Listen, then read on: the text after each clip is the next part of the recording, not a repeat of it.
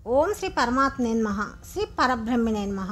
శ్రీమద్భగవద్గీత 11వ అధ్యాయము విశ్వరూప సందర్శన యోగము. ఈరోజు మనం 51వ శ్లోకాన్ని తెలుసుకుంటున్నాము.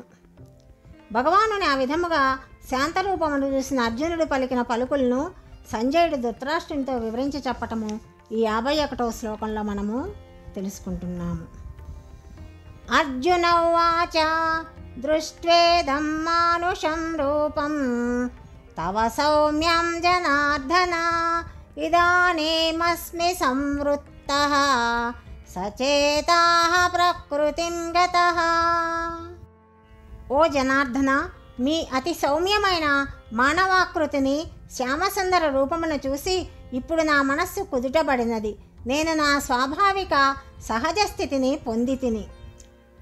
అర్జునుడు చెప్తున్నాడు, ఓ పరమాత్మ, మీ యొక్క ప్రశాంతమైన ఈ మనుష్య రూపాన్ని చూసి ఇప్పుడు నా మనసు కుదుటబడింది, ఇంకా నేను స్వస్థత పొందాను అని భగవానునితో అర్జునుడు చెప్పటం ఈ శ్లోకంలో మనకి తెలుస్తున్నది.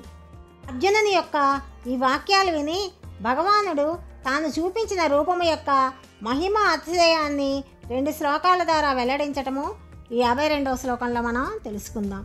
సర్వం శ్రీకృష్ణార్పణమస్తు.